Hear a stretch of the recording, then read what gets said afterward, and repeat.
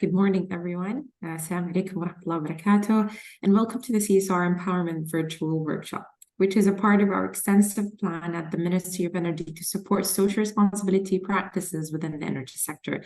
My name is Nawal Al-Fahad, and I head the Corporate Social Responsibility Department and the Social Development Department branch in the Eastern Province. We are honored to have such a distinguished group of leaders and experts in the corporate social responsibility joining us today. In today's event and workshop, it promises an engaging and enlightening experiences for all of us joining today. I'd like to warmly welcome our partners and guest speakers who have generously agreed to share their experiences with us. Mr. Shadi Banna, who's the Chief Empowerment Officer at Potential, and Mr. Jack Saba, who is a General Manager at Mubadara, and the hidden soldier behind all of it, Rawzaba. This all take the advantage of this opportunity to grow and learn together. There is an exciting lineup of topics, as has been shared earlier, and some activities that will take place within the workshop today. So let's make a lasting impact all together. Thank you all for being here, and over to you, Shadi. Thank you, Nawal. Great to see everyone, and thanks for joining us. I'm going to put my camera first just to say hi, but then I'm going to turn it off just to make sure that the sound gets sent well. So like I said, as we started off, please share with us, even as we're speaking now in the initial few slides, about your main objectives from the session today. We want to make this as useful to you as possible. We value your time, and that's why we want to make sure it's you get the most out of your investment of time with us today. Like Nawal said, we have a diverse set of topics we want to cover. From my side, I'm going to focus more on some practical things that you can walk away with, in particular, working with you on creating your next initiative as we go through the session today. So make the most out of this. We're here for you. Interact on chat all through. Later on, we'll open up also voice Q&A, but during the session, if you've got any comments or anything you'd like to add, you are also all experts in your fields, so you will all be supporting each other. It's an opportunity for us all to learn from each other. We will learn from you, and everyone on the session will also benefit from each other. So please interact, put your thoughts, comments. It's a small group, and that's how we wanted it to be, so we can get the most out of it. So I'm going to kick it off by setting the stage. As Potential in our work, it'll be hard to when we think about it, and now as I remember the days, basically it's quite a long time ago, which shows how old we are. But back in 2007, we launched an initiative called the Next Generation Business. And in our view, because we were working with a lot of corporates at the time, it was our model of what we believe every business should aim to be. And that involved a lot of stakeholder engagement, a lot of working with different partners. So our theme of this next generation business is that every business should be engaged with the ecosystem around it. And as we move to where we are today and in the past couple of years, this has more evolved into something called shared values. Then after that, coming up with the topic of CSR, and then ESG, and sustainability, and it's taken all these different dimensions, but in the end, it's really basic business in our view. And even though a lot of the companies around the world today are sort of struggling to find a way to address this problem of aligning business goals with social responsibility, we believe that it's actually very much ingrained into the business and should be part of the business to help propel the business forward. It's not something that needs to be done just as a nice to have, but it's core and fundamental to every future business. And that's what we're going to try to bring about in the discussion today, and give you some tools for you to implement such innovative next generation sustainability, CSR kind of initiatives that make a big impact. So next, we're going to talk a little bit about what's happening in the world. So you could see that there's more. If we go to the next slide, Rawzaba. there's more discontent taking place everywhere on many different topics. So of course we have unfortunately a war happening in our neighborhood, but you could see these mini wars brewing all over the world on not just on different kinds of topics, but it's a reflection of how people are not really that happy with what's going on. People feel that they're struggling on a daily basis. People feel that there are things that are not fair. And because now the world is all open and we can hear about anything, anywhere in an instance, this is having a bigger effect. Bad news travels fast. And unfortunately, as humans, we're hardwired to take on bad news better than we are to take on good news. So we hear much more bad news. It gets propagated more. But that's a reflection of this world opening up and people becoming more and more aware. And there is a lot of resentment out there on things that are not going well, whether it's companies that abuse their power or governments that abuse their power. Disagreements in terms of how to view the world, etc. One of the big topics that we're seeing is the climate change, affecting the globe. Now, again, even on this topic, there are debates. Some people say it's all a hoax. Some people say it's not in our hands as humans. But we can all see that there is an impact of climate change, whether this is man-made or part of just the natural cycle. We need to adapt to it. We need to do our part to address it and work on it. But we can all see the impact of changing weather patterns all over the world taking place. So that's also fueling some of that, challenges that people face all over the world.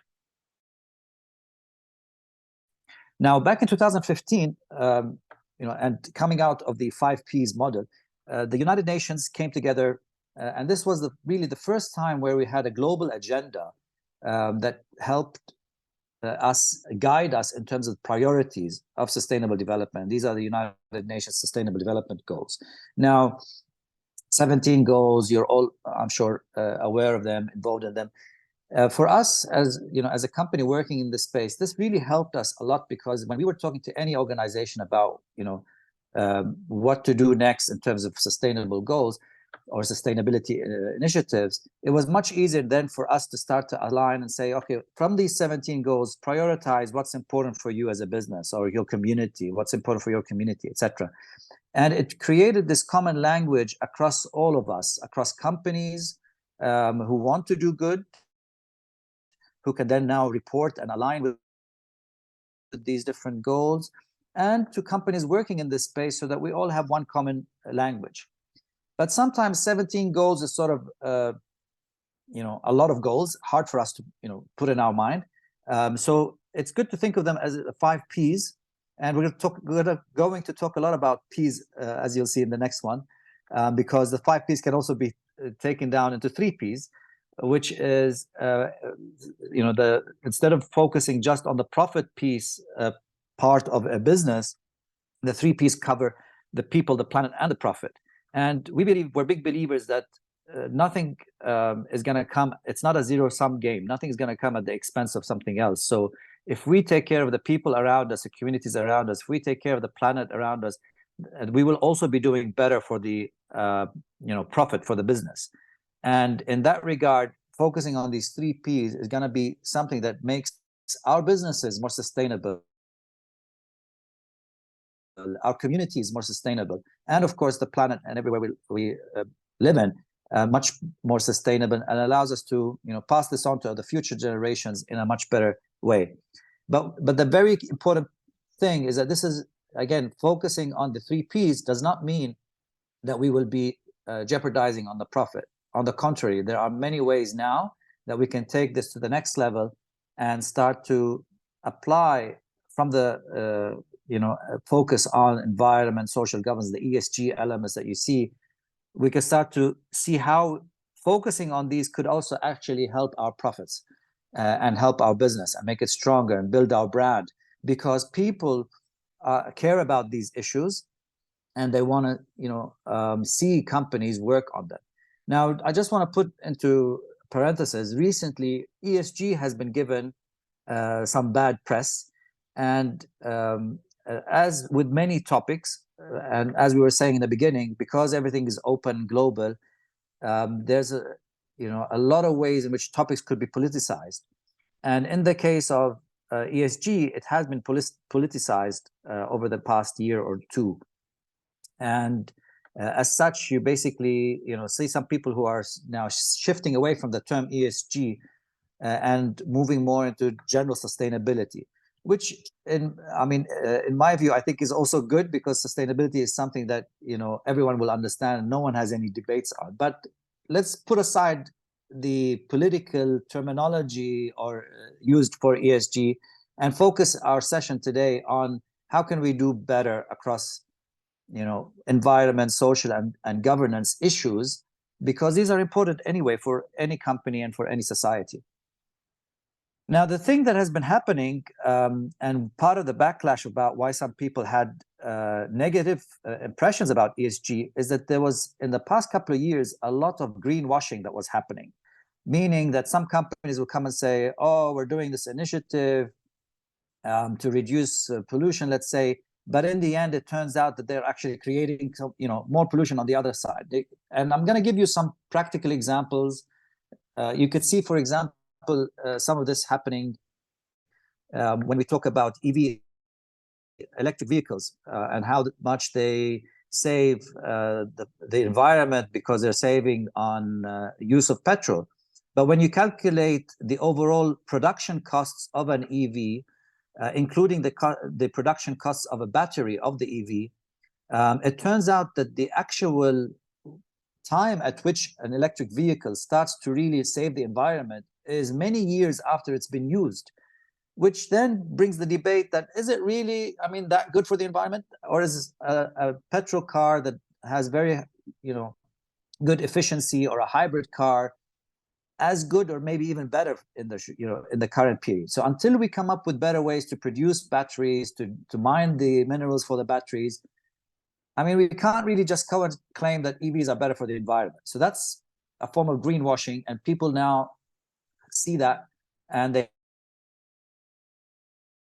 have a negative reaction to when they see something that's being promoted without really having the full everything taken into account. Another example of this is in wind turbines, where everyone was going on wind, let's do wind turbines and to create electricity.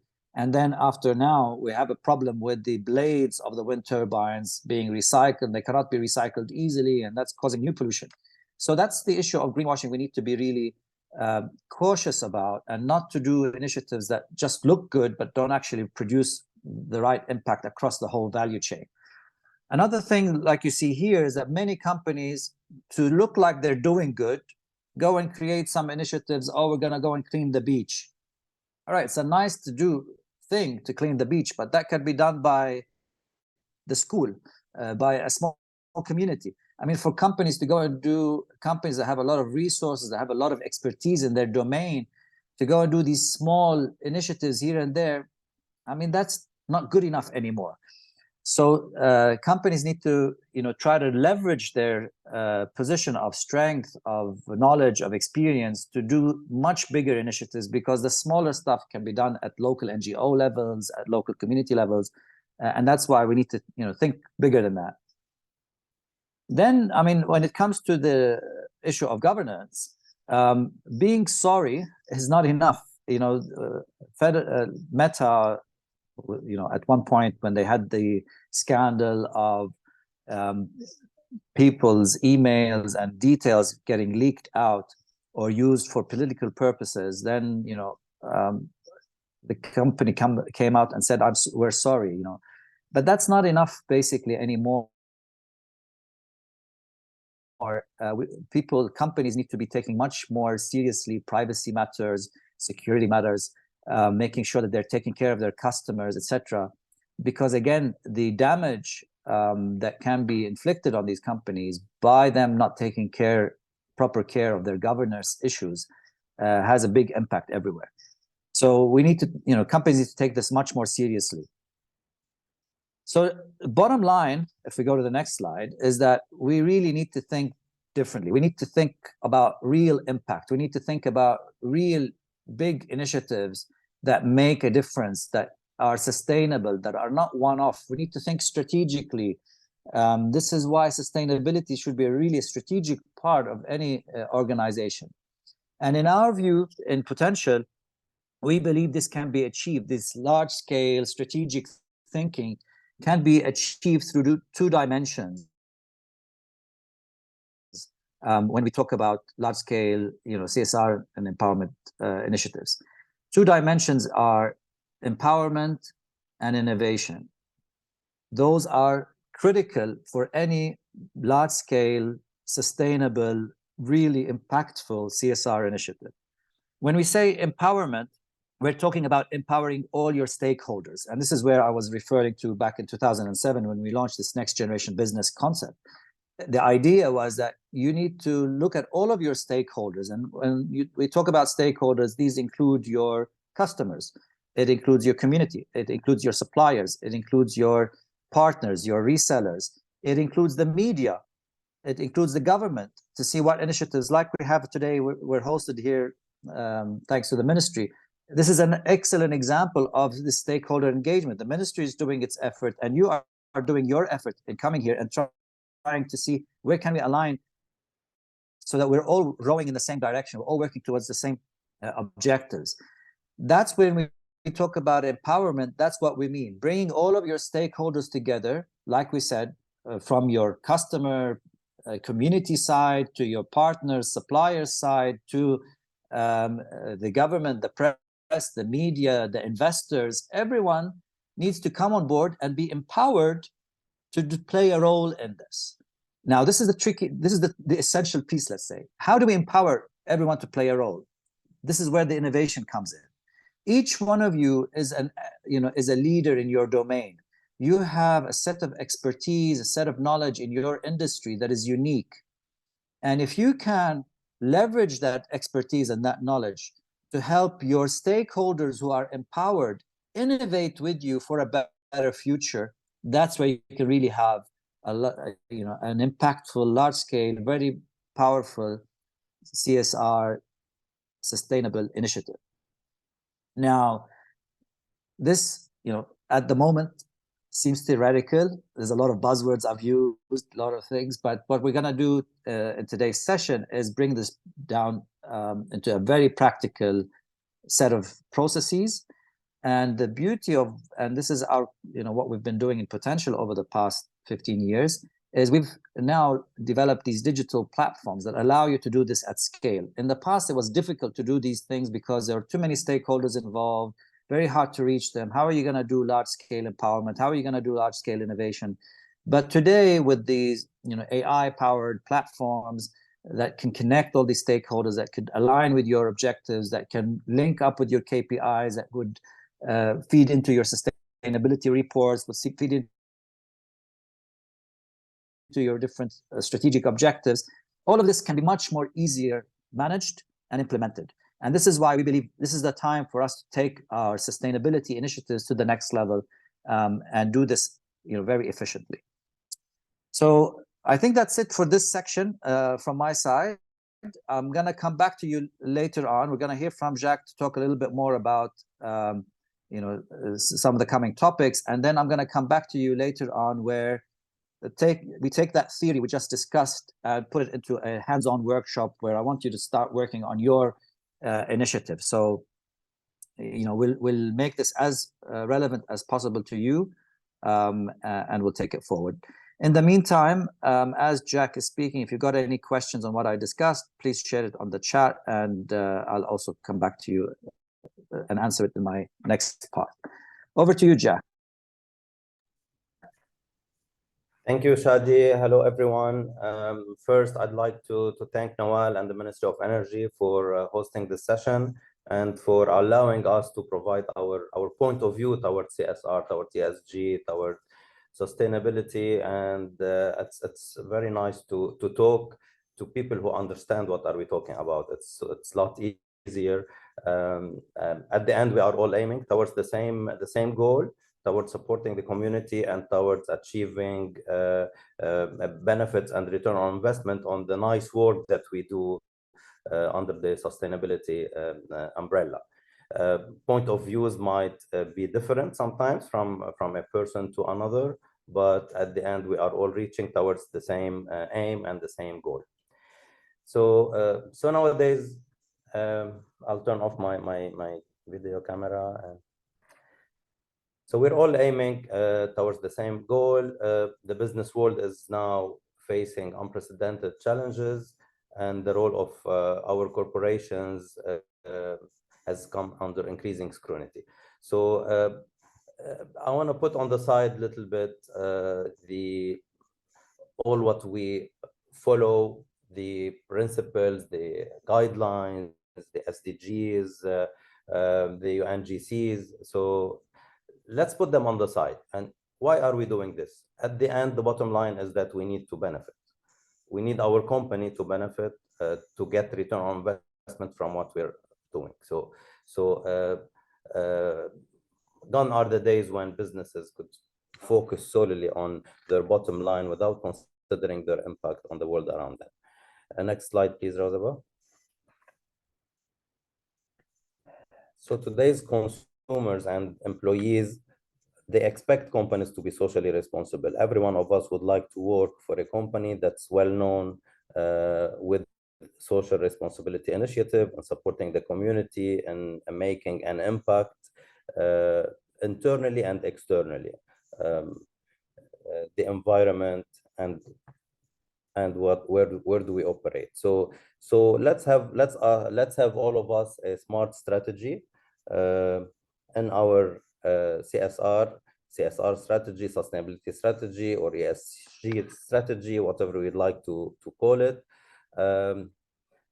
So it's not a moral obligation also. It is a business strategy that will lead to profitability. The impact of implementing CSR and ESG in businesses can really be significant, with benefits for both the company and its stakeholders. So I'll be more focusing on the benefits we will get from focusing on the CSR and on the initiatives. So the CSR is a strategic management concept. It differs from charity. Many companies, unfortunately, they do charity and they position it as if they are doing the proper CSR. Sponsorships is something we do to promote our name for branding, but it's not also CSR. We should not position it, in my view, under the CSR and community support and put it even included in this budget. So these actions, of course, can positively impact the society and boost a company's image, but CSR is a lot broader and more integrated commitment to responsible business practices.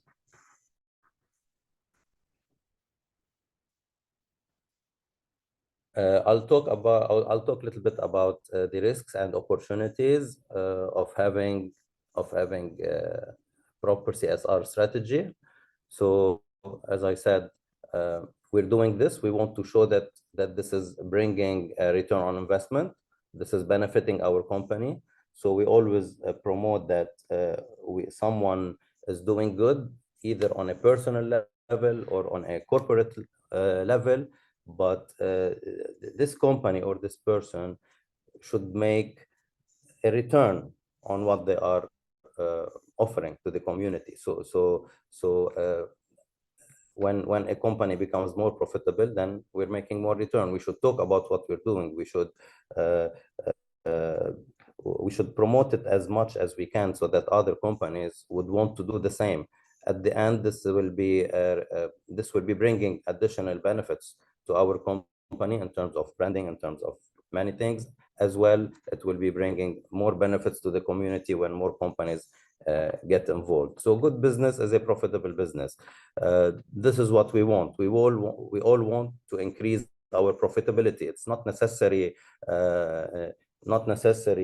cash, but it could be from lots of other benefits that I will be talking about. So social responsibility and governance is an important factor that can drive the business profitability. So should we ignore it? Of course not. If we ignore it, we'll be behind others. So let's do it in a way to improve and to be ahead of others.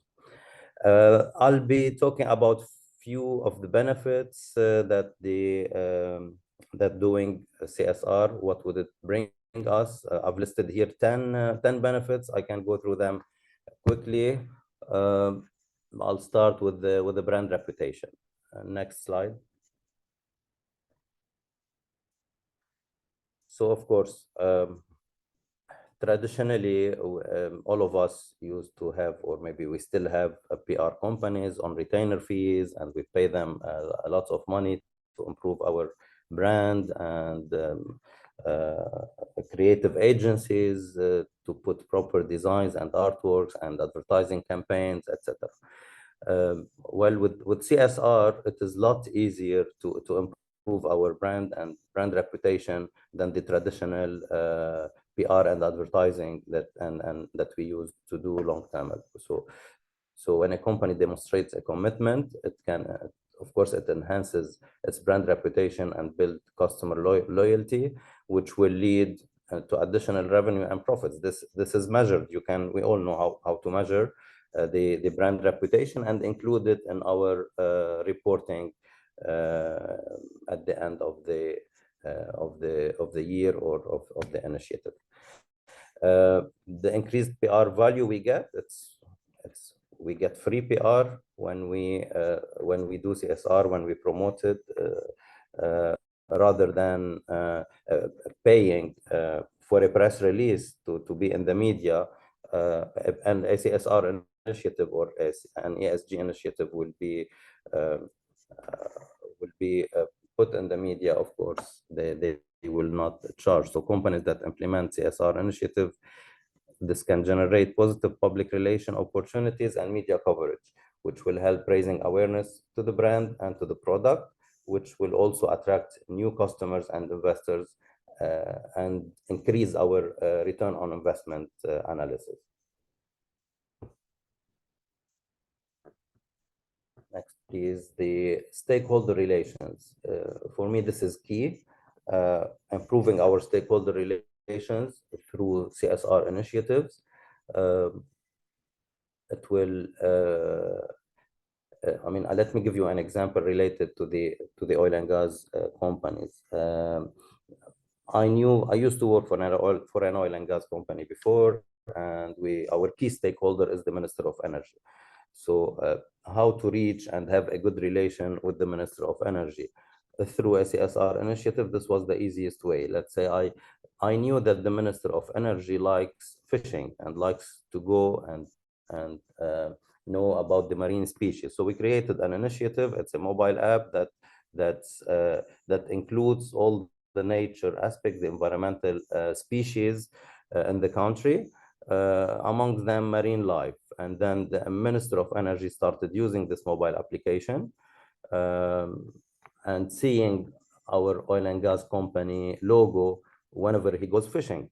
So now our top leaders, global CEO, when they used to come and meet with the Minister of Energy, the majority of the talk, like if the meeting is 1 hour, half an hour goes talking about this initiative and about how we were able to put all the marine species and that how he's checking them while fishing.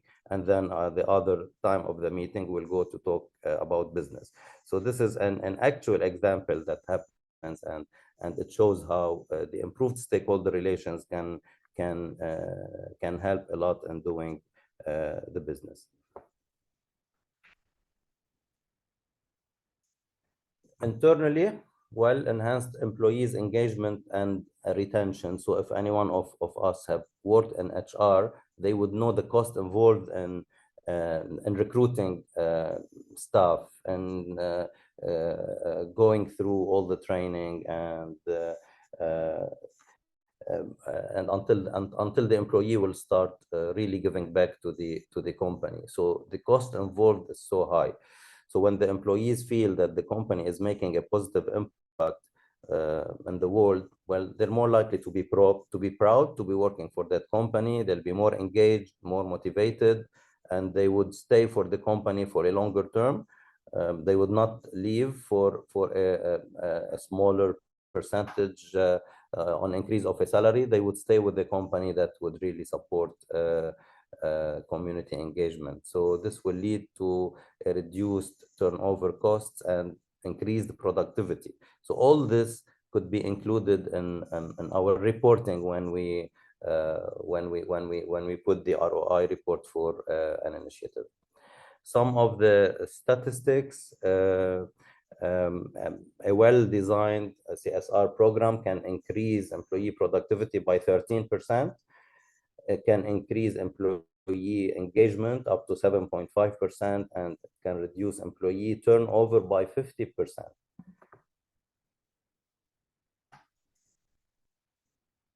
The innovation involved when we implement initiatives is also taken into consideration when we prioritize diversity and inclusion.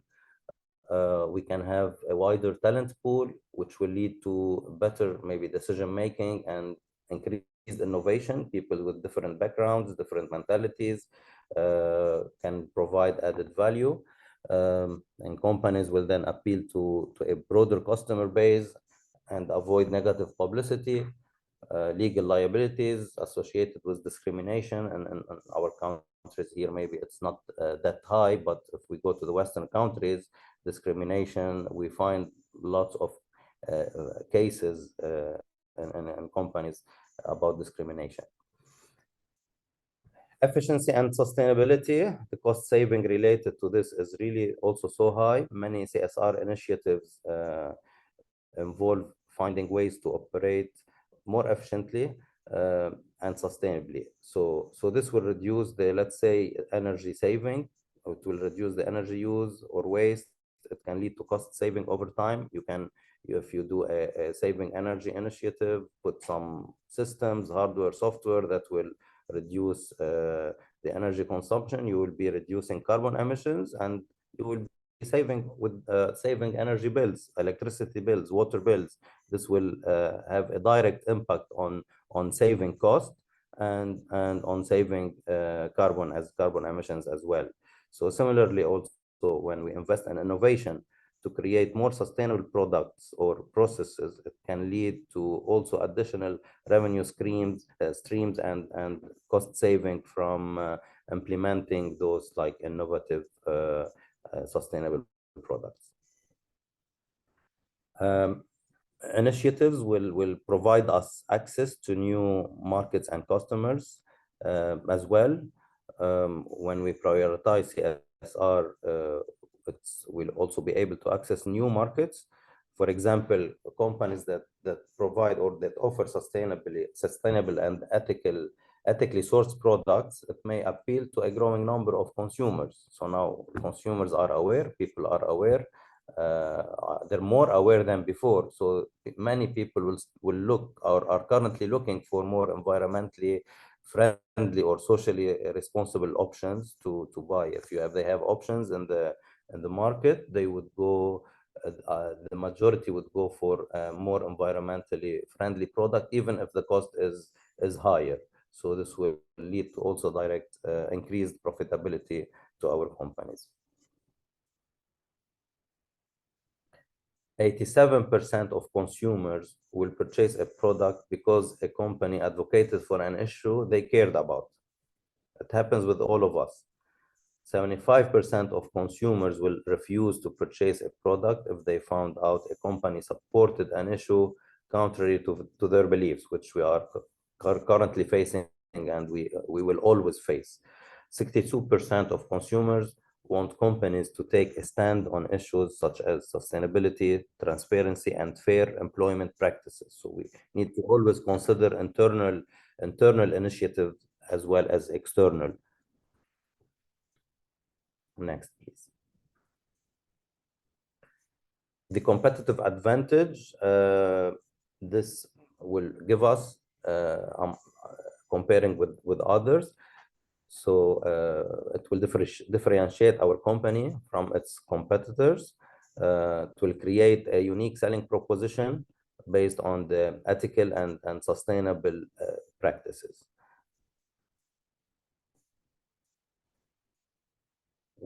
One of the benefits as well that sometimes we don't think about is an improved access to capital. So companies, let's say, maybe it might not apply to our case and the oil and gas companies, but companies that are committed to CSR and would like to find investors, additional capital, it will be easier for them if they are really, if this is a responsible company, it will be easier for them to get investment rather than a company that's not portrayed as a socially responsible company.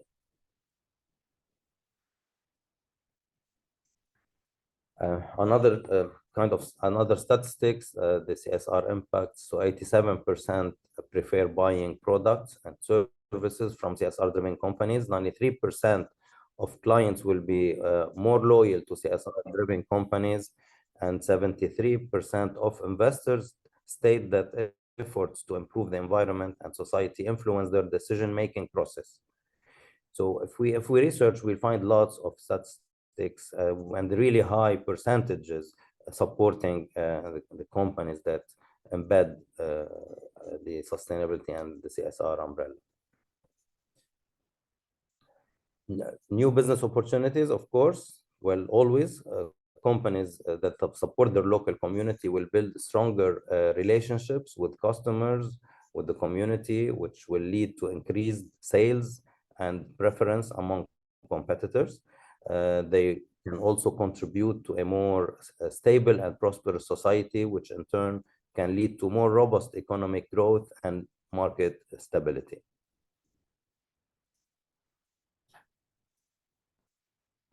I will leave the floor to Shadi to talk about strategies and action plans, and I will come back to you afterwards. Thank you. Thank you, Jack. So hope everyone's seeing the different angles. There was a lot of good statistics that basically reinforce the point, which I'm sure you're all aware of, about the importance of employing CSR sustainability initiative within any business activity. It should be now really a core part of the strategy, and this is an important part to differentiate companies from each other, give companies a competitive advantage. So what we're going to talk about next is how do we take this practically to the next level? How do we come up with a CSR strategy and action plan? Now, I'm not going to go into a lot of the theory, but I'm going to go straight into the workshop, and I'd like you to engage on chat with your answers and feedback as we go through this next session. So the slides are available to you. We'll share them later on if you want to go into any details, but I want to make the most of the time of having you come out with something that can be immediately used in terms of this next generation approach to CSR and sustainability programs. So let's start first by choosing one or more of these business goals for a social impact objective that you might have. You could choose one or more goals or all of them. And I'd love to start seeing on chat your responses to this first step, because then we're going to build the next stages together. So if you are launching your next initiative from either a business mindset or a social impact mindset, what would be your key priorities? Would it be that you want to empower your stakeholders? Would it be to use it so that you can complete your ESG or CSR reporting? Could it be that you would launch this initiative because you want to get some creative ideas from your community or stakeholders, your suppliers, your partners, maybe even your customers, a community, about new innovations that could come up? Would you be interested in launching this mainly to gather market intelligence from your stakeholders about what they could be interested in? Let us know, and you could respond to everyone or to your hosts and panels, depending on if you want to keep it confidential or if you're okay with everyone sort of having an idea of what are your priorities.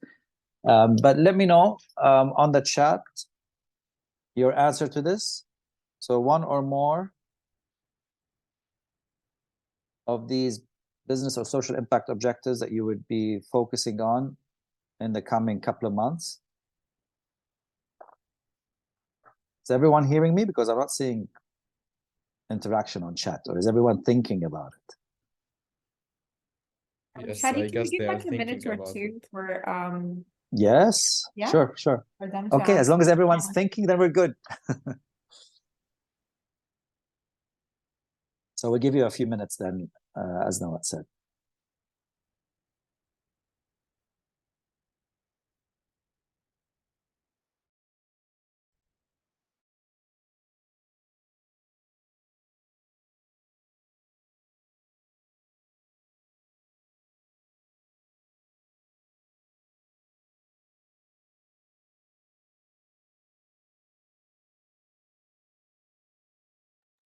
Okay, great. We're starting to get some Okay, feedback. I was about to Yeah. propose us to focus on one of them, if no answer came along. Yeah. We're seeing answers now. Yeah, we're starting to get some, and it'll be good to get more. So keep them coming. Like I said, feel free. I mean, this is there's nothing that's going to be that confidential here. We're not going to go into a lot of details which could be confidential. So feel free to just share what you have. So just to start, and I'm gonna talk about the general theme. So you see a lot of empowerment and innovation. Maya, excellent. In line with what we do. And I see ladies. Okay, so empowerment. Hanan said something. I'm not going to go into the details just in case she doesn't want to share the details, but it's around empowerment. Okay, beautiful, Hanan. I like the concept, the idea. Great. Education, innovation, empowerment. Yes, sir. Musfer, innovation. Okay. Okay, Al-Anud, ESG reporting, innovation. Okay, Fadila, interested in many of these angles. Muhammad, ESG market. Okay, excellent. So you get the idea. I just wanted you to start, thinking about your own objectives. And again, going back to what I discussed and what Jacques discussed, I mean, this is why we wanted to start with this first step. The first step is that this is not just a nice to have. We want to do the next initiative. Let's brainstorm on what's the initiative that we should be doing. Step one should be, what are my business and social impact objectives? What are we working on as a business that's important for our community, that's important for our business, that will help us moving forward? That's the first step.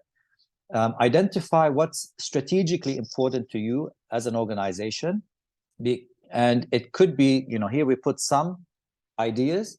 You've responded with some additional ideas as well, but it could be even more. But that's the first step. Make sure you do include what are you working towards, because that will then guide, and then pick the 2-3 most important objectives that you're working towards. So that's step number one. Step number two, after we've done that,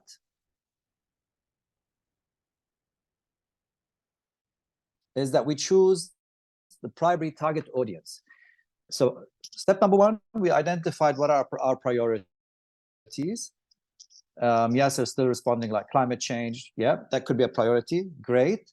So step number two is, who would be the primary target audience that you would want, or you think could have the biggest impact on achieving your objective that you identified in step one? So for example, in Yasser's case, as you're working on climate change, in your stakeholders, in your communities around you, the people that engage with you at different levels, whether they're suppliers or partners, whether they are general community members, whether they are the next generation of students or youth that are coming into play, that maybe will come up with the possible innovations or fresh ideas to address some problems. In the case of Hanan, going back to your idea, would it be the job seekers or underserved communities? So sometimes there could be some communities like in remote villages that might need some support, and if you support them, they will be able to do something that benefits your, objective step one that we identified. So this is again an important set of things that you could do in terms of who would be, in your view, the main target audience that you can work towards that will help you in achieving your objectives. So Muhammad Al-Ghamdi, you're talking about empowerment and ESG reporting. So let's leave the ESG reporting for a sec, because that will come later. But in the case of empowerment, who would you really want to empower? Let me know over there. Misfar, in terms of the innovation, who do you think will be the entities or people that would give you possibly the best innovations? Would it be like the youth? Would it be your partners, your suppliers? Would it be maybe your clients who could work with you on some innovation? Let's see who else. So Nawal is asking, is there a number of primary target audience to ensure focus? So the number will come later. For now, we want to identify who would they be, and they could be everyone and your stakeholders, but then you start to prioritize them. And that's why we're talking about primary.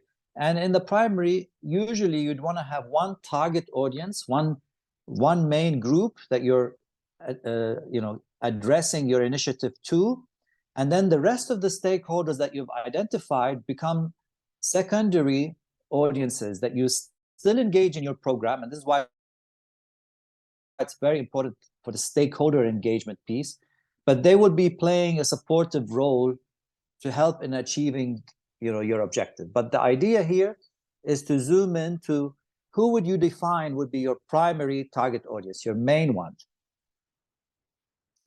So May is saying, for example, youth, entrepreneurs, and clients. Great. So again, if we can, I think we'll need to specify that a little bit more. May and Muhammad similarly also answered. Similarly, if you want to think, go back to your primary, step number one, your primary business or social objective, and then think, if you wanted to choose one out of these three categories, who would they be?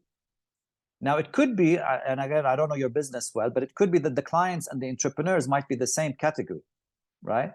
Or it could be that the youth and the entrepreneurs could be the same category, because you might be supporting, for example, university students who are, from the energy, studying energy in the university, and they're in their, they could be petroleum engineers, chemical engineers, etc., etc. You might target them to help come up with the next innovations, and in doing so, you're helping them become also the next entrepreneurs in this field that would later on either be, acquired by you as a business. You could fund them, or they could become your suppliers.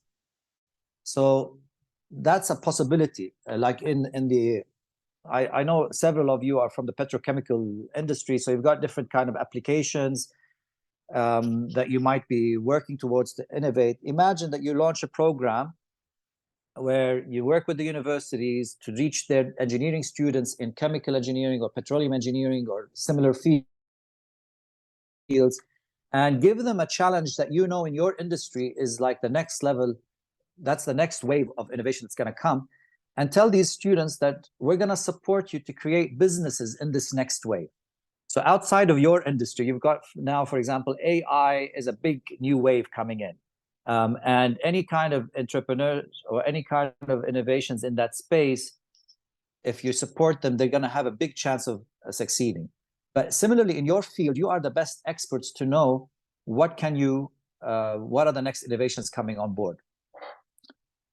And then, take it from there. So Hanan is giving a suggestion to, that there are lots of target audiences that could be achieved, accessed through csr.gov.sa. Definitely. And like we said, the target audiences are everyone around you. But what's important, Hanan, is that we align which target audiences are going to be the primary ones that will help you in achieving your specific objective. So this is not something that is generic. It's more you're picking the target audience that achieves step number one, which is your business and social impact priorities. I hope that's clear. And this is where it becomes very unique, because even if you are all in the petrochemical industry, let's say you're all in the same field, but each one of your organizations doing the same exercise will come up with totally different outcomes, because the starting point is your own objective and initiative. And again, Hanan is saying the initiatives there are related to Saudi 2030 visions and the 17 SDGs. Absolutely. But again, those are the country initiatives which you would want to align with. But the starting point, Hanan, is that you want to start from your own business objectives. Again, this is where we want to try to, hopefully, through Maya and Jacques' intervention today, we want to, get your mindset to be, this needs to be a strategic outcome from your own business priorities. So, for example, I know that we have some people from SABIC, from Aramco, from some of these multinationals now, attending with us today. The priorities for the organization are across different markets. So even though the Saudi 2030 vision, of course, will play a role, but the priority of the companies are global in nature and are focused on your own objectives. Similarly, if you are an organization that is working in any field, you want to start from your own objectives, and then later on align it with the the government initiatives and the SDGs. Also, I saw in the beginning when we started the call, many of you were asking, what is the Ministry of Energy's goal? And as an objective you want to get from this session today. And I'll let Nawal and the team talk about that more. But in my view, start from what your goals are, and then from your goals you see what you can align with the ministry and with the Saudi initiatives later on. But if you're starting from your own objectives and your own goals, that's where you can get the most impact and make it more sustainable on the long run, because that's where it will be generating business opportunities for you, and that is in everyone's interest. For you to succeed from a business perspective, it's in the interest of Saudi, it's in the interest of the ministry, it's in the interest of your business, of your community, of everyone, because that is the priority. So, and as long as you think of it that way, we can ensure that it has the biggest impact on your business and on your community and your stakeholders. Okay, so I think this is, we spent some time here. It's quite clear. Step number one, we said identify your business objectives. Step number two, identify your primary target audience. And then step number three, when you've identified your primary target audience, choose an incentive that you can attract these target audiences with. So I'm going to pick a few from what you've already mentioned. So some of you, for example, talked about attracting entrepreneurs. So an incentive for anyone you want to attract from the entrepreneurs could be that you give them some investment for the best ones. Could be that you incubate the best ones. Could be that you actually become buyers of the products if they are, for example, existing SMEs, or they're not early stage entrepreneurs, but maybe they are entrepreneurs that have businesses, and you want to improve the quality of the suppliers around you by supporting the local suppliers. This helps in the circular economy piece. It makes again much more sustainable impact across your whole community, and everyone wins. The SMEs that you're supporting win. You win because you're getting products and services from suppliers that are next to you in your neighborhood, that can respond quicker to your need, that can innovate with you faster, that can lower the cost of what you're getting because they are providing the service locally. So it's in your interest as big organizations to support these small and medium businesses around you so that they could serve you. And the incentive to them to come and be part of your program is that you will be buying their products if they are of the right quality, if they are of the right standard. But these smaller companies wouldn't necessarily know what are, you have much more resources to know what's the future, what are your strategic priorities, what's coming up, so you can direct them and help them in that regard. And that's where your expertise from even the technology that you're using, the process that you're using, can be very valuable to them. And they are motivated to support you in the process. So they will be able to give you, the best of what they have, so that because you're giving them this incentive that at the end, we could buy your products or services. So an incentive like investment, incubation, buying the products could be great for any kind of entrepreneurial programs, SME development programs, etc. Jobs and internships could be a great incentive for youth. I saw many of you put youth and students. I mean, this is excellent for them. What better opportunity for a student to know that if they do a good job, they could be getting an internship opportunity with you that could lead into a job opportunity later down the line. For you, it's a great way for you to identify top talent. So you launch an initiative that supports, going back to your priority number one, let's say you want to grow your manufacturing base in the kingdom, and you want to attract the right kind of talents. So that's your business objective. And so step number one, the business objective is you want to grow your manufacturing in the country, but you want to make sure that you have the right talent pool there. Step number two, if we go back to it, the target audience would be fresh graduates or maybe unemployed that could be working in the manufacturing. Step number three is that the incentive to them would be that we're gonna pick the best students that are working on this initiative, and we're gonna empower you to know what are the kind of skills we and other entities need in our world today. We're going to give you a project in our domain, in our field, that you can work on. And through that process, the best ones are going to get an opportunity to intern with us. And the best interns are going to get an opportunity for full-time jobs that are, some of the best paid, most exciting jobs moving forward. So that could be, again, this second incentive of jobs and internships could be great for any kind of unemployed, graduates, etc., students. That could be part of it. Of course, another general incentive could be just prizes, recognition. So if you launch an initiative with your suppliers to help them, let's say you want to raise the quality of the local suppliers in Saudi, and the prizes, they're already supplied, so they're already giving to you, but the prizes could be recognition where you and the ministry and maybe some other ministries who are engaged in developing the quality of Saudi suppliers would recognize these companies, take them on international road shows so that they start to be able to also provide their services across the world. So that could be a beautiful CSR initiative that ticks so many objectives, so many boxes, because it's supporting the community. At the same time, it's making your business stronger because you're having better suppliers. And at the same time, it's creating jobs in the kingdom. It's getting the local suppliers to start to sell outside of the kingdom and become globally successful. So there's a lot of benefits from it. So this is really the key process of coming up with your next initiative. These 3 steps would be the easiest way for you to launch an initiative. Now, in the past, you would go through these 3 steps. Okay, you define your business objectives, you define your target audience, you've defined your incentives. Next would be, okay, so how do we report on the metrics? What are the things we need to be tracking? What are our KPIs, etc.? This is where the UN SDGs really come in, where if you then choose from this initiatives, which one of these SDGs you think would be one or more would be aligned to that program that you're working on, then you can start to take some KPIs that are now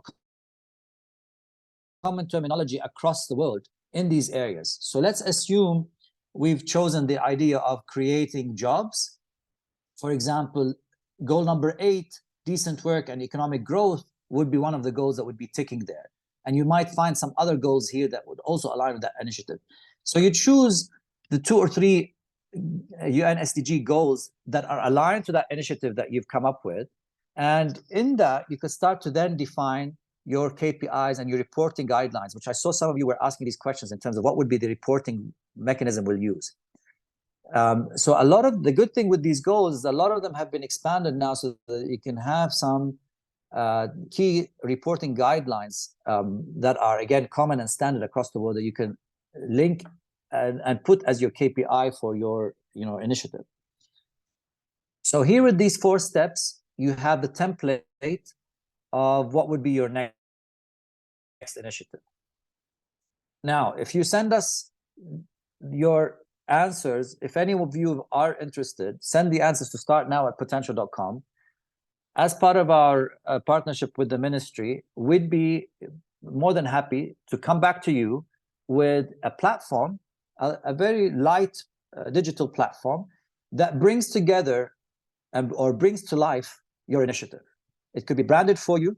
It would have the empowerment journey that attracts your target audience based on who you're targeting. And it would have the alignment of the KPIs, the reporting KPIs to the SDGs that you're working on. And we will tweak the content on it so that it reflects the prizes or incentives that you're going to be able to offer. And it could be deployed to your community. We're going to give you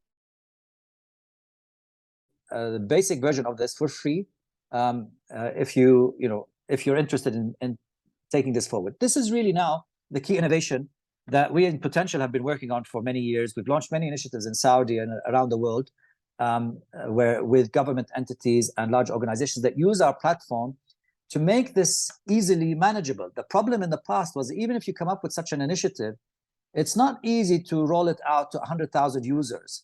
It's not easy to engage 10 different stakeholders in the same program. It's not easy to manage all of this, to report on the KPIs. You had different systems that do it. What we've done today is us in Potential and many, there are many other organizations as well that provide you now with a platform to scale this initiative. So instead of what we used to do before, where you had to launch this on a small scale, in a local geographical environment, these programs and platforms can now be launched, can help you launch these programs across the world to hundreds of thousands of users. And that's where we can do. And we follow this model, which is why, if you recall, in the beginning, I was telling you, we have this blend of empowerment and innovation in all of our programs. So the model, the platforms are designed to do 3 key steps as you roll out your initiative. The first step is to raise awareness and expand your reach on the business priorities and on your CSR and sustainability initiative, so that the community and your stakeholders are all aware of what you're working in this space. The second stage in the platform engages your target audiences and develops them so that they are able to come up with the innovation or able to come up with whatever you're working on as in the initiative. And the third stage is to identify the top talent from your initiative and showcase them so that they become inspirational figures for the next generation of rollouts. So these programs are rolled out across different cycles, could be several multi-year programs. Each 6 months there's a new cycle that's rolled out, or each year there's a new cycle that's rolled out, and they keep on building onto each other and making the impact stronger and stronger. So what is needed to do this large scale empowerment innovation are the platforms. The platforms are available now. Like I said, if you're interested, send us your feedback. We'll create a mini platform for you, which is this basic platform that's ready to go, and you can test it out. No strings attached. This is again as part of our partnership with the ministry. If you're interested, we'll share it with you, and then you can review it and decide if you want to use it to launch, or if you want to expand it. Usually what you'll find in the platform is that there's a bit of learning that helps in that empowerment, where people learn about your industry priorities, your knowledge, the areas that you're focusing on, and how to take action on them. In the example we were talking about earlier, so if you're targeting students, you might give them a project where they learn about some fundamental areas about why that project is important, why is that part of this future trend in your industry, and what would you want to use to identify the top submissions. So what kind of program responses would you want to hear from your target audiences? So this blend of learning and competition and innovation is what starts to create an empowerment model across your stakeholders, whether they are, you decided them to be students or the entrepreneurs or your suppliers or anyone you're targeting, or your community in general. And then in that you engage your, stakeholders and others. It will become a bit more easier once you start to see a platform in action. But in essence, these platforms allow you to do empowerment, allow you to do open innovation, allow you to do a competition or a hackathon, allow you to do ethic learning, allow you to do sustainable impact, allow you to get market intelligence from the community to identify what's the next product that you need to launch or next initiatives, all in one simple platform. This is where I was telling you, now you have this ability of using these digital platforms to help you scale your CSR initiatives. So that's in a nutshell. Now we've got, even these days, we've been doing a lot of work on AI tools embedded in the platform. Again, we can extend these AI tools to you if you'd like as well for free. You could play around with them. One of the AI tools, we're going to show you a quick video of how it works. It basically helps you generate a program plan similar to the steps that we followed. If you want to show the video, Rosa, then we can go to the next one. Hey there. Let's generate your CSR program plan. Get started by entering your email address, your industry or focus area, the stakeholders, and the UN SDGs that matter most to your company. Now choose the best option and click Next. Feel free to regenerate the options if you don't find any you like.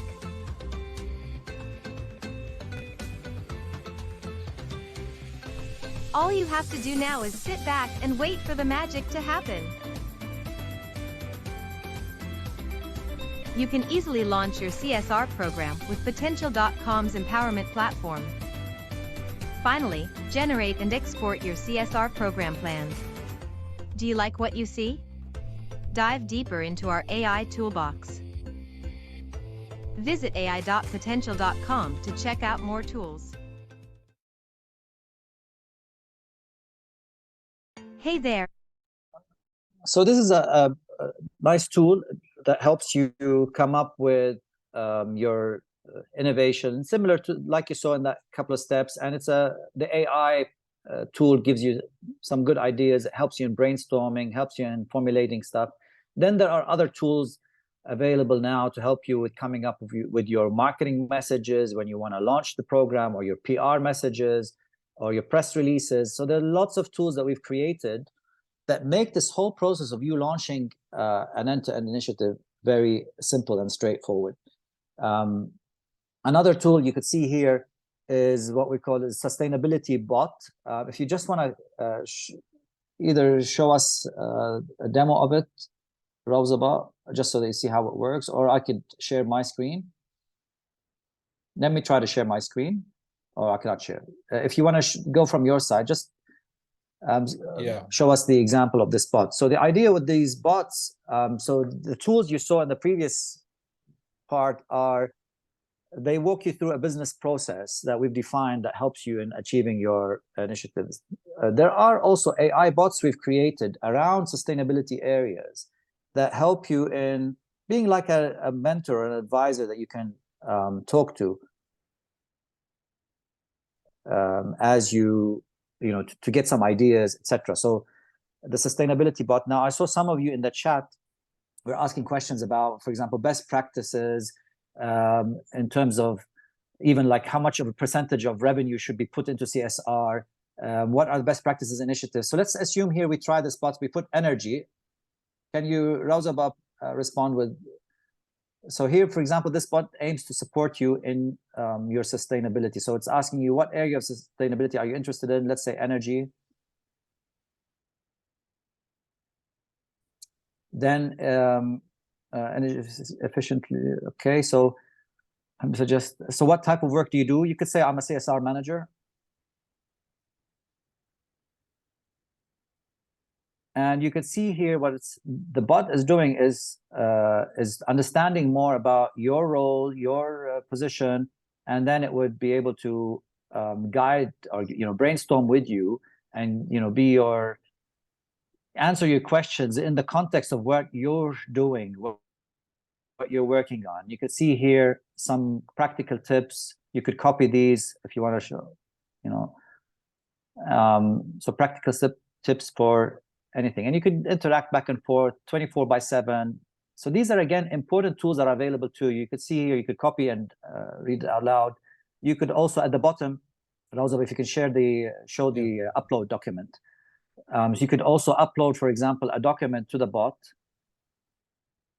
And if you have, for example, your own CSR, template, guidelines, etc., you upload it, and then you can tell it, read this document and give me your suggestion based on this document. So again, these are all very interesting, easy to use tools that are available now to you. We really encourage you to use these kind of tools like ChatGPT, etc., or these specialized tools, because they could help you a lot in fast forwarding your activities. I hope you are using them. And again, these could be available in Arabic and English anytime. So this is what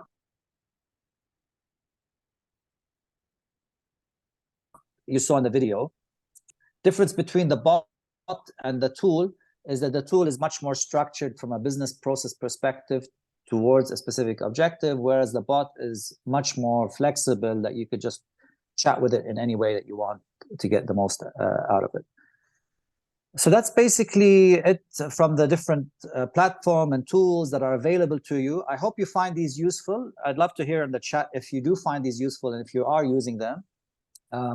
But these are great for engaging your stakeholders. So we're not going, next slide, Rosa, I think, is it mine or Jacques will be speaking about this? Yes. Yeah, probably my slide. So the key here is we want you to engage your stakeholders. Here's where I was talking earlier about what we have been working on, this next generation business. The next generation business are the businesses that can identify their stakeholders and bring them together all in one strong sustainability, CSR, ESG initiative. And again, this used to be difficult because you didn't have the platform that brings everyone together. You didn't have the system. It needed like many people to manage it. Now we launch, our clients launch huge programs targeting, like I said, hundreds of thousands of people, managed sometimes by one or two people in their organization with huge impact. But all of this is possible now because you have a lot of tools that allow you to do it. And we want you to make use of it because everyone has a benefit of you creating more impact. You benefit as a business, like we said before, your community benefits, the country benefits, everyone wins. And the more that you engage your stakeholders, the more you strengthen your business because all of your stakeholders are developing with you in these initiatives. And just by focusing on these CSR ESG initiatives, it's forcing us all to think long-term versus short-term, what we normally think when we're talking about the stock market. The stock market thinks of only 3-month cycles. But when we're working on these initiatives, they can deliver on short-term benefits that align with the 3-month cycle. But the initiatives are designed so that they strengthen the longer-term sustainability for companies. And that's a very important thing in today's world. So I think that's it from my side. Would love to hear your feedback if you want on the chat. Ask any questions. And I'm going to pass it on to Jacques to talk about some concluding thoughts. And then we open it up if you want for some Q&A. Just if I may, Shadi, before Jack, you take along, I just want to shed light more on what you mentioned earlier.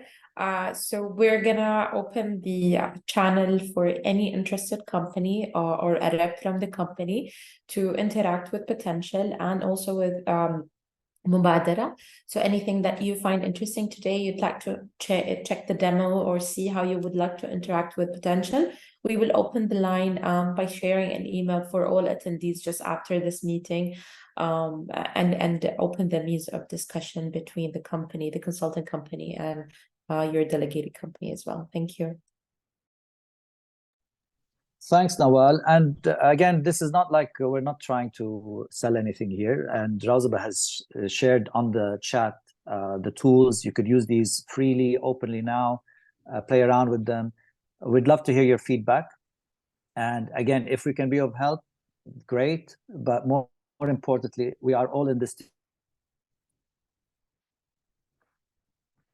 together. Everyone on the call today, we all have a to make sure that we all do a bigger impact in the world, because the world needs a lot of our efforts. So thank you, Nawal, for that, and we'll again pass it on to John. Thank you, Shadi. This is really a very interesting tool that will help each one of us in the communication field and CSR, as well as the potential platform. I always think from a perspective that of like saving unnecessary cost and forwarding this cost to the community. So let's say if we have an initiative, instead of building a website for it, get a company and pay tens of thousands of dollars to develop a website, we can develop the platform at almost at no cost with potential platform, and use the budget that we have to improve the initiative and put the money for the community as well. So this is really helpful. Thanks. So I'll talk a little bit about the monitoring and impact measurement. And I used to face this a lot when I used to manage a branch of an international oil and gas company. They always back in the head office wanted proper reporting. They wanted to see the impact of the initiative.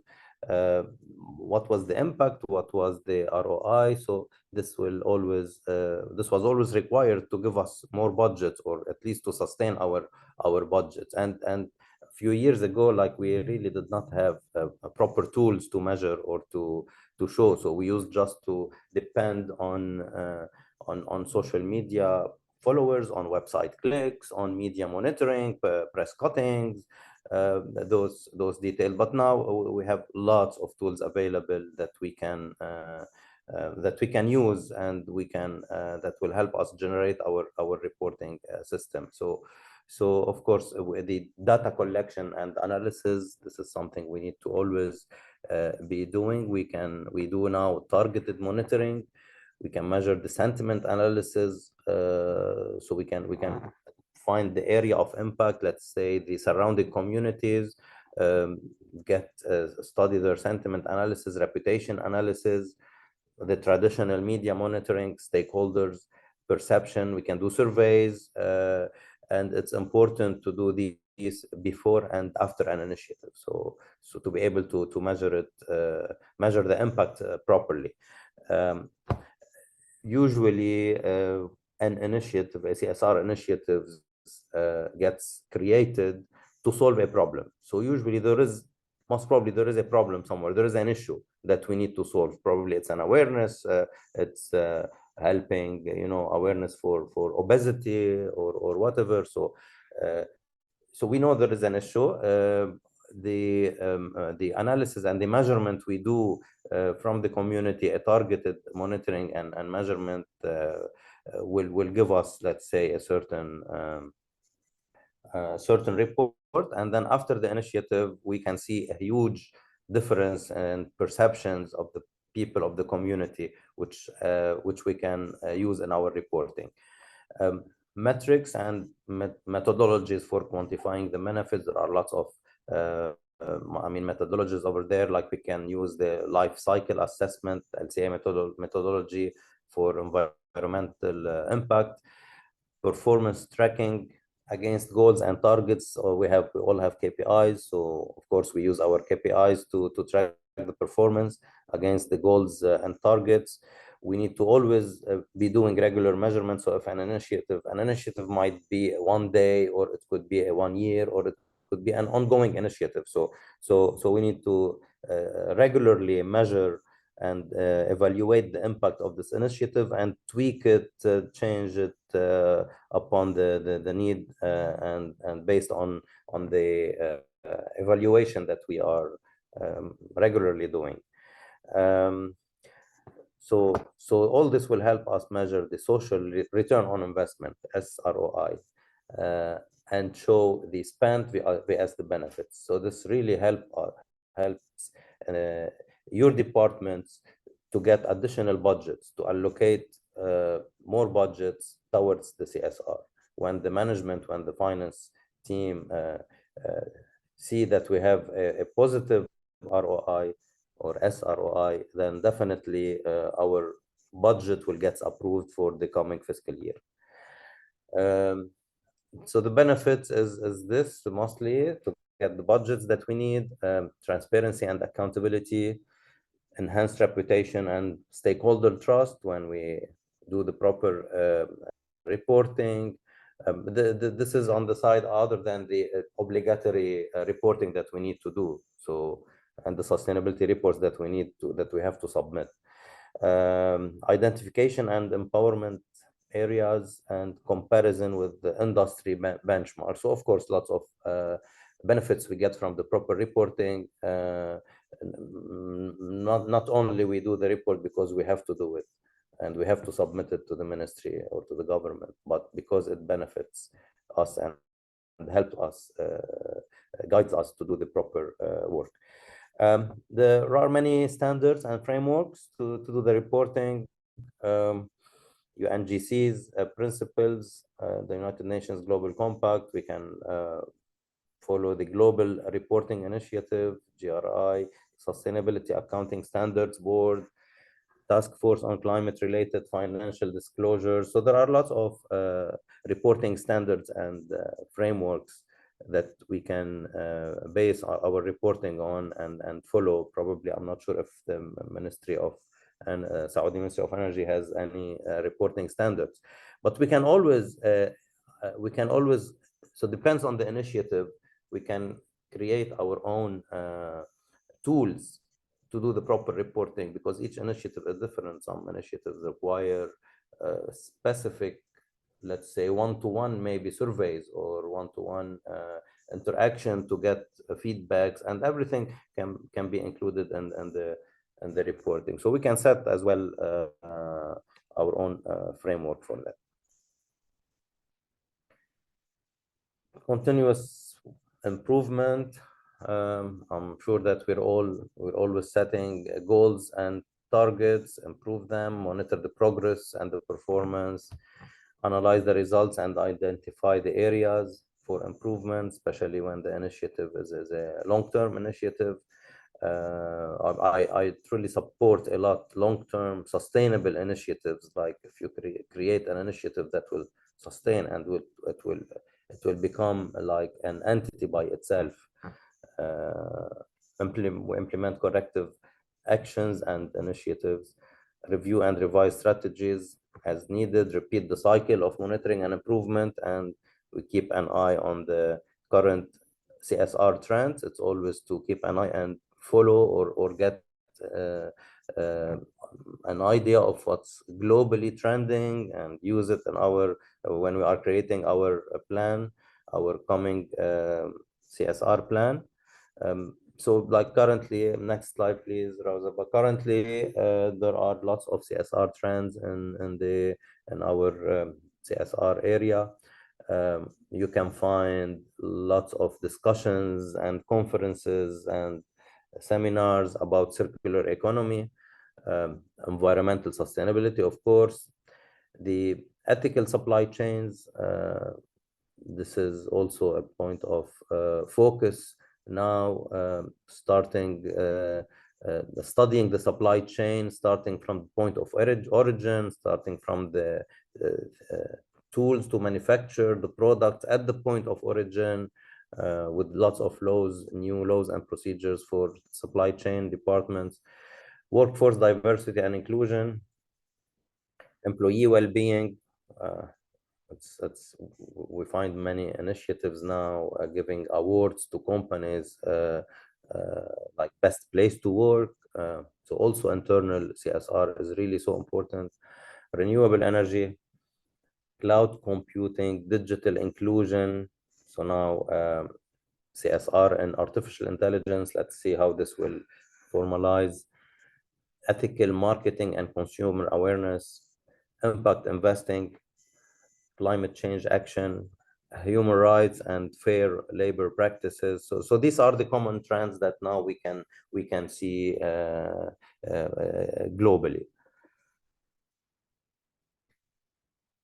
I think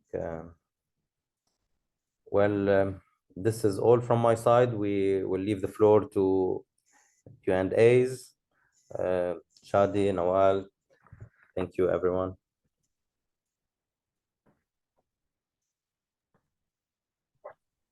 Yes, let's hear from you if you got any questions. I saw an important question from Fahad and I responded on chat. I hope that's clear. So in our AI tools and any other AI tools, we really recommend that you don't provide confidential information. That's an important point I should have mentioned earlier. But any kind of general information, like even if you're uploading a document, upload your general CSR report, they will read it. It's anything that's already public knowledge. I mean, should be a problem. And if you're using the tools, you don't need to be too specific to say exactly what is your program or angle, but you could generalize a little bit more. And also, if you go back to the previous slide, so just to summarize what we were mentioning earlier, these large-scale programs that help you create impact and profits have these three elements: stakeholder engagement, what we discussed in terms of identifying your priority markets aligned to what you're trying to achieve. Then you put it on a platform.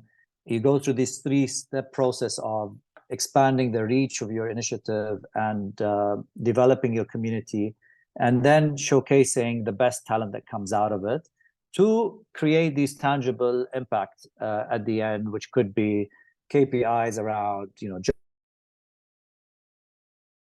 job creation or startups that are launched or innovations that are developed or whatever it's the thing you're working on. So thank you for everyone's focus and with us. It's been a long session, but I hope it was useful. So we'd love to hear in the chat if it has been useful to you, and ask your questions on the chat. We hope that you are able to create a big impact with big profits as well.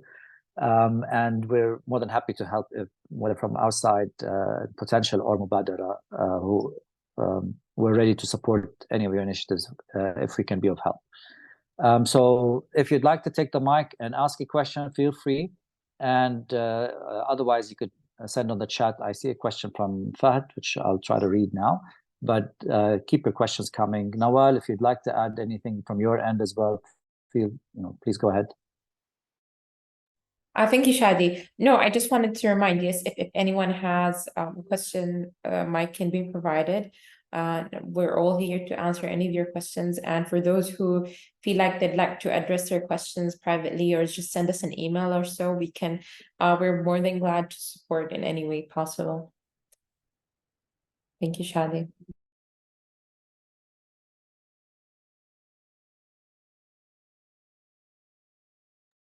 Okay, great. Fahad has a good questions on the KPI side.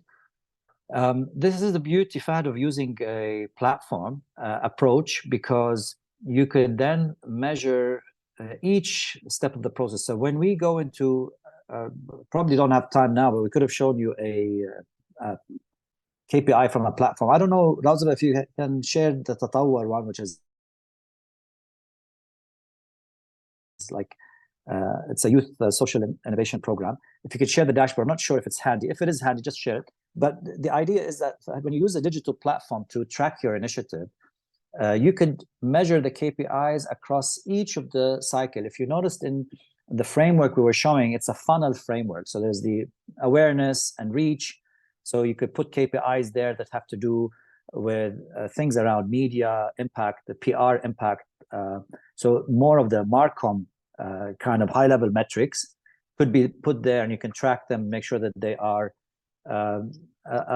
reached, and at the same time align them with budgets, because the marketing exposure, Jack alluded to this, like sometimes you might do a press release and you have a PR firm that comes and launches some press release that has value, but if that press release is launched as part of a program that is being rolled out, and it's one press release out of several other Marcom activities that are happening, the value can be much, much bigger. What you're seeing on the screen now is an example of a dashboard of one of the programs. It's a youth innovation, social innovation program aligned to SDGs. This is funded by HSBC, the bank.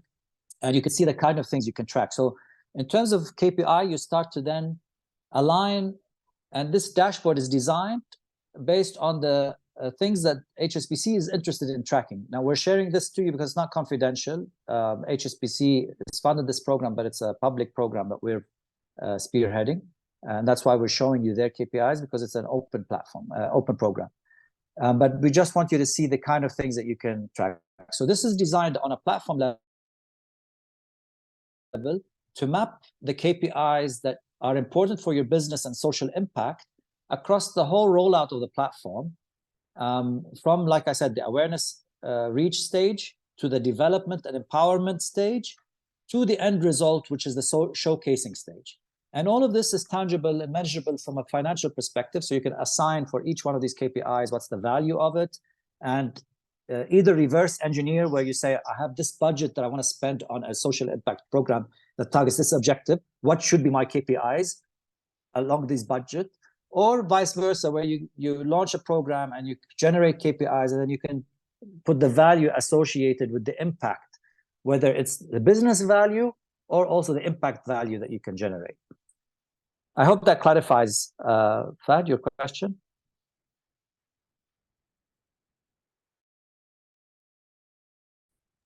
If I may, and again, Shad. this, going, yeah. Sorry, go ahead. Sorry. I just wanted to divert into a different subject, so go ahead. No, I just wanted to say that basically makes it really clear in terms of. Sorry, are you still hearing me? Yes, we hear you. Yes, Yeah, sir. sorry, I got a call while I was. So this makes it very clear if the project is a success or not. That's another important point. So it's not like just, oh, we did this initiative, we felt it was good, we did a PR around it. Now, I mean, when you use a digital platform, the success is not debatable. It's basically measurable. There will be some qualitative success metrics that are generic, but more importantly, on an individual KPI level, you can measure the success and no one can debate it, because it's, data will speak for itself. That's just what I wanted to add. Nawal, over to you. Thank you, Shadi. So there was a mention of the CSR website, or let's say المنصة الوطنية اللي موجودة للمسؤولية الاجتماعية. This website is definitely an important part for each company to be part of, and to see the need that different entities have around your city, or around the let's say the locations that you'd like to target. Yet it is very important, as Shadi had mentioned earlier, to start internally. You have to align internally on what you want to focus on, who are your stakeholders, what kind of SDGs you want to focus on, because through that you will have an identity, and you will have something unique that each company will be well known for. And this is very important to start with. This is why there was a detail on what kind of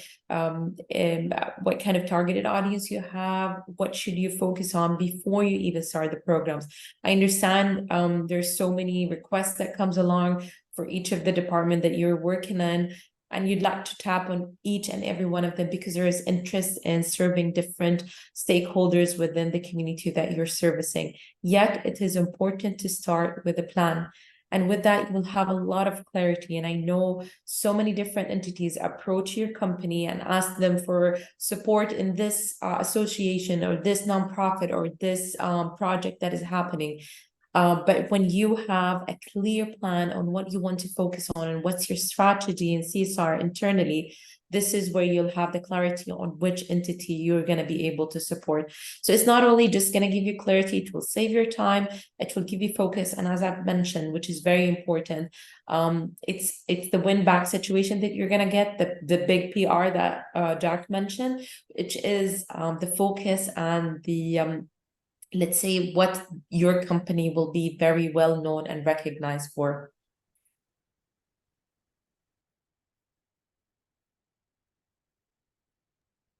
And just want to make sure if anyone else has a different question, would like to address it. So you can just drop it off in the chat right now.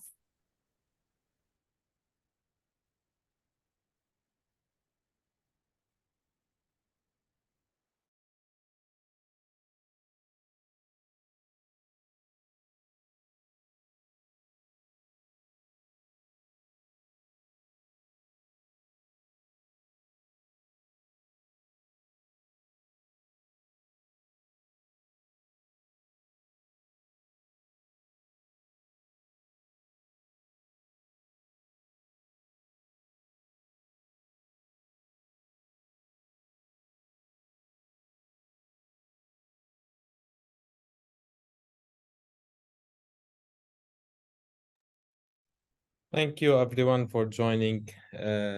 Nawal, Shadi, Jack, would you like to add something before we wrap it up? I would No, like to actually yeah. extend the thank for both Thank you, Mubadara everyone. and Shell. Thank you all for the great work, and thank you for your time. And as you've mentioned, it's actually for the good of all. So we really admire and respect this noble cause that you're all working towards, and together we're working towards as well into making a lasting impact. Thank you very much. And thank you, Ramzan. Nawal. Thank you, everyone, for attending. And we're always here ready to support. Thank you, everyone. Have a nice day.